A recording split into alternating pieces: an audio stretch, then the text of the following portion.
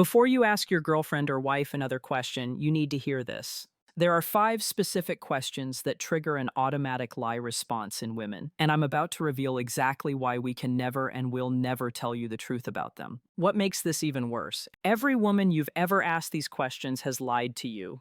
Your mother lied to your father, your sister lies to her husband, your female friends lie to their boyfriends. We all do it, we've never talked about it until now. Before I reveal these female secrets that will change how you see every conversation forever, hit that subscribe button right now and smash the like. Drop your city in the comments because I want to see how far this uncomfortable truth spreads. This channel gives you the raw female psychology that no other woman will ever admit to. These aren't white lies or protecting your feelings. These are foundational deceptions that shape how you see us, how you trust us, and how you invest your emotional energy. Every relationship you've had has been built on these 5 lies. The first question we'll never answer honestly is the one that every man asks, but no woman has ever answered truthfully. And trust me, you don't want the real number. Question 1. How many men have you slept with? I've been asked this question by every serious boyfriend I've ever had. My true number is 23, but the highest I've ever admitted to is 8. This discrepancy in numbers reveals a fundamental truth about female honesty, especially concerning our sexual history. Our responses are not based on truth, but on a complex calculation aimed at preserving relationships. We carefully consider your personality, insecurities, sexual experience, and emotional maturity. Based on these factors, we create a number designed to make you feel special without feeling threatened. For more conservative individuals, we typically provide a number between 3 and 6. We selectively disclose serious relationships, omitting college hookups, vacation encounters, and one-night stands that we deem insignificant. More experienced guys might hear 8 to 12. We include some of the casual encounters, but still hide the full scope of our sexual exploration. The female psychology behind this deception is sophisticated. We're not just protecting our image, we're protecting your ego and our relationship security. We know that most men say they want honesty, but the real number would haunt you every time you touched us. It would change how you see our responses during intimacy, how you interpret our sexual knowledge, how special you feel about being chosen. We've learned to categorize our encounters in ways that allow us to minimize the count while maintaining our internal sense of honesty. That weekend with your friend doesn't count because we were drunk. The guy from the conference doesn't count because it was only once. The on and off relationship doesn't count as multiple partners because it was the same person. Over time, our deflection strategies are well rehearsed. We respond to the question with counter questions about why the past matters or accusations about your insecurity. When questioned, we often induce guilt, turning your legitimate curiosity into a perceived character flaw that we magnanimously overlook. The stark reality is, if we hesitate, calculate, or become defensive when you ask certain questions, you should, at a minimum, multiply our given answer by 2.5 to get closer to the truth. A woman who answers immediately and confidently is either very naive or has repeated her lie so often that she now believes it herself. We are aware that this deception erodes the trust in our relationships, but we have collectively decided that the unvarnished truth would be even more damaging. We prefer to manage your emotional response with a comfortable falsehood, then deal with the consequences of overwhelming honesty, but that's just about our intimate past. The question about our sexual present that we'll take to our graves is even more dangerous to your peace of mind. Second question hits the core of every man's territorial instincts, and we know it. That's exactly why. We'll never give you the honest answer that would make you lose sleep. Are you attracted to any of your male friends? I've had intimate thoughts about at least 4 of my current male friends. When my boyfriend asks if I'm attracted to any of them, I always respond with the most innocent expression I can manage while denying any attraction whatsoever. The uncomfortable truth is that we are attracted to some of our male friends. We've imagined intimacy scenarios with them. We've wondered what it would be like to be with them instead of you. Some of these friendships exist specifically because of the underlying attraction. We maintain them as backup options for our emotional and potentially physical future. We lie about this because an honest answer would require you to accept an impossible situation. You'd want us to cut contact with half our social circle. It would poison every future interaction you have with these men. You'd analyze every text message, every laugh, every inside joke. Every time we defend them or make plans to see them, our internal reality is far more complex than we'll ever admit that guy friend we're just friends with. He's attractive, successful, funny, and has made it clear he's interested. Do we think about what would happen if we were single? Of course. Do we enjoy the attention and the subtle flirtation? Absolutely. Will we ever admit that to you? Never. We've perfected the art of deflecting this inquiry. We respond with phrases like, I've never thought of him that way. He's like a brother, or we're just friends. You are being paranoid. We flip the script to make your concerns seem unreasonable, rather than addressing the legitimate basis for your worry. The female strategy is sophisticated. We keep attractive male friends as backup options while maintaining plausible deniability about our intentions. We use your trust as permission to continue questionable relationships. We often misrepresent your natural protective instincts as jealousy and insecurity. We maintain these friendships by carefully managing boundaries, creating an illusion of innocence while preserving underlying attraction.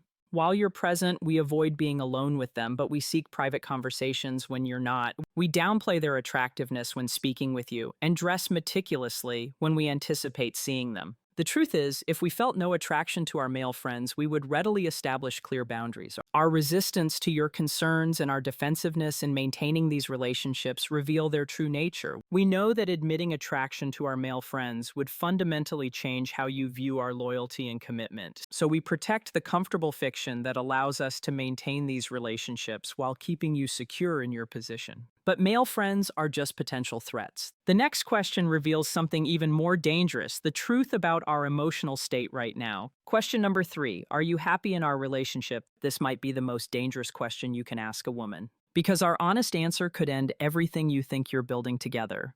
I've told 3 different boyfriends that I was happy when I was already planning my exit strategy. We lie not only about our present happiness, but also about our future intentions, our level of satisfaction, and our commitment to relationships. This question instills fear because acknowledging unhappiness necessitates action and opens a conversation we are unprepared to have. It forces us to confront our own emotional confusion and dissatisfaction. Admitting unhappiness might trigger unwelcome changes or demands for effort we are unwilling to give. We engage in various degrees of dishonesty when responding to this question. Saying, I'm perfectly happy often means significant hidden problems, while I'm mostly happy suggests serious doubts. We're not sharing. I'm happy enough means we're already emotionally checking out. When we admit to having some concerns, we already have one foot out the door.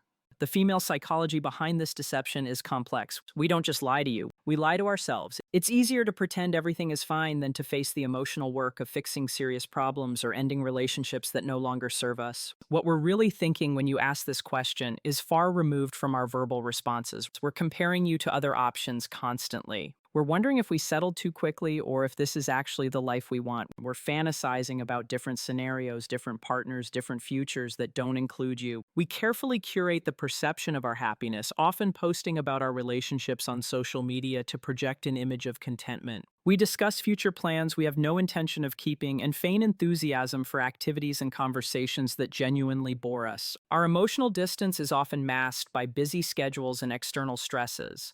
When we finally admit to being unhappy, these feelings have typically been present for months or even years. By the time we're ready to address relationship problems, we've usually already emotionally disengaged.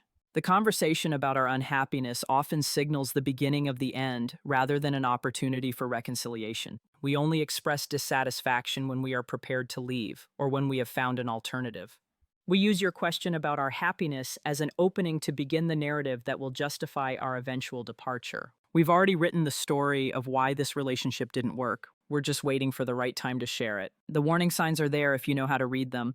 We delay our responses. When you ask about happiness, we give generic answers that could apply to any relationship. We deflect to talk about external stressor instead of relationship satisfaction. We compare your relationship to others constantly, always finding you lacking in the comparison, but questioning our happiness in the present is nothing compared to the next question, which forces us to reveal truths about our loyalty that will protect at all costs. Question number 4, have you ever emotionally cheated? This question hits too close to the truth because emotional cheating is how most affairs actually start, and we know that our honest answer would make you question every friendship, every conversation, and every private moment we've ever had. I've emotionally cheated in every serious relationship. I've been in deep conversations with other men, sharing problems I didn't share with my boyfriend. Developing feelings I never acted on physically when asked directly. I've always denied it completely. We'll never admit to emotional cheating because it feels worse to men than physical cheating. It reveals that our hearts and minds were elsewhere. While we were pretending to be committed to you, it destroys trust in our female friendships and work relationships. It proves that affairs don't just happen. They develop over time through deliberate emotional investment in other people. Our definition of emotional cheating differs dramatically from yours. You think emotional cheating is sharing intimate thoughts with other men. We think emotional cheating only counts if we act on the feelings physically. You consider it cheating. When we seek emotional support elsewhere, we consider it friendship until something sexual happens. Emotional affairs begin with innocent conversations that gradually become more personal and intimate. He offers a level of understanding and empathy that surpasses what you provide, making us feel truly seen in a way we'd almost forgotten was possible. This emotional bond develops so subtly that each step can be justified as a harmless friendship. Our reasoning is sophisticated. We convince ourselves we're just friends discussing life. He provides excellent counsel for work-related issues, and we can't help it if he understands us better than our partners do. Since nothing physical has occurred, we believe no wrongdoing is taking place. These rationalizations enable us to maintain emotional affairs, preserving our self-image as faithful partners. What we conceal from you is the true extent of our emotional investment in these relationships. We have late-night text conversations that feel more intimate than romantic interactions with you. We share relationship problems with other men instead of working through them with you. We look forward to conversations with specific men more than we anticipate talks with you. We compare you unfavorably to men who get us better. We wonder why you can't be more like them. We fantasize about what relationships with them would be like. We develop emotional dependence on their attention and validation while taking yours for granted. Our deflection strategies are well practiced. We respond with complete denial and often turn the question back on you. We express disbelief that you would accuse us of such behavior. We make your questions seem paranoid and hurtful, rather than addressing the legitimate concerns behind it. The truth about our male friends is that every man in our life started as someone we found attractive or interesting in some way. We don't maintain friendships with men. We are not attracted to emotional connections that hold the potential for more, even if we never intend to act on it. If we react with anger instead of reassurance when asked about such connections, we are protecting something we value. A woman with nothing to hide would welcome the chance to alleviate concerns about her loyalty and emotional commitment. However, emotional cheating is something we can rationalize as innocent. The final question uncovers the truth that would devastate not only our relationship, but also our entire self-perception. Question number 5. Do you still think about your ex? This question penetrates to the core of every woman's hidden emotional world. The truth is, we never fully get over men who marked us deeply, and admitting that would shatter the fantasy of your unique importance in our lives. I think about my ex-boyfriend at least once a week, sometimes during intimate moments with my current partner. I've never admitted this to anyone, and the shame of it makes me lie more convincingly every time I'm asked. The uncomfortable female truth is that we do still think about our exes, especially the ones who got away. Some exes remain emotional benchmarks for all future relationships. We compare your performance, your personality, your potential to theirs. Certain exes retain a permanent place in our fantasy life regardless of our current relationship status. This question represents relationship suicide because it reveals that you are not the only man in our emotional world. It proves that our past still influences our present. In ways that diminish your importance, it destroys the illusion that you're our greatest love story and opens questions about our true commitment and satisfaction. We think about different exes for different reasons. The one who got away makes us wonder what life would have been like if circumstances had been different. We often find ourselves missing past connections, whether it's the intense physical bond with a former lover or the deep emotional understanding shared with another. The life we nearly had can make us second-guess our present decisions. During disagreements with you, we might wonder if a past partner would have handled things differently. Routine moments can trigger memories of the excitement those previous relationships brought. Sometimes, even during intimate moments, we might unconsciously compare physical experiences. Social media updates about their current lives can also lead us to ponder their well-being. Internally, we rationalize these thoughts, telling ourselves that thinking about someone isn't the same as cheating. Everyone has a past. These are just memories, not current intentions. We convince ourselves that these thoughts don't affect our current relationships, even when they clearly do. We hide these thoughts carefully. We delete our search history when we look them up online. We never mention when we run into them or hear about them through mutual friends. We pretend we don't remember details about our past relationships. We act like they no longer exist in our emotional landscape. While privately maintaining detailed memories of our time together, Our deflection responses are automatic. We ask why we would think about someone who's in our past.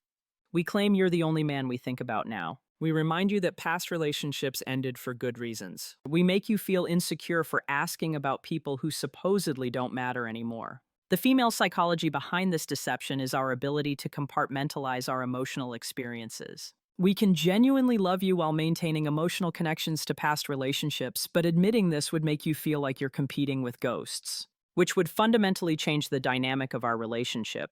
Now that you know, we'll never answer these questions honestly. Here's how to protect yourself from emotional manipulation while still maintaining your relationship. Watch our behavior instead of listening to our words. Pay attention to how we act around male friends versus how we describe those relationships. Notice whether our actions match our claims about relationship satisfaction. Observe. Our investment in the relationship matches our stated happiness levels. The man who stops asking these questions and starts observing our behavior becomes immediately more attractive. It shows you are not desperate for our validation of your security in the relationship. Avoid using these questions as relationship tests. Such loaded questions are designed to trap and reveal your insecurity, not the truth. In female psychology, men who constantly seek reassurance through interrogation lose respect. Instead, focus on what you can control. Improve your own attractiveness and value as a partner. Maintain clear standards for how you expect to be treated and be prepared to walk away if those standards are not met. If actions don't align with words, build a life where your self-worth isn't dependent on external validation. While this approach might seem to destroy the foundation of trust in a relationship, it's often a sign that the foundation was already compromised. I just showed you the cracks you couldn't see. You can never unknow what I just told you. Every conversation you have from now on, you'll remember these 5 questions and wonder what else we're not telling you. And honestly, you should wonder. Stop expecting honesty from questions that have never received honest answers. Start building relationships based on actions, not words. Start trusting your instincts instead of our explanations. If this video opened your eyes to truths you've been sensing but couldn't name, hit subscribe. Now share this with one man who needs to hear it, but be prepared for the conversations it will start. Comment below if you've asked these questions and got the responses I described. Let's see how many men recognize these patterns.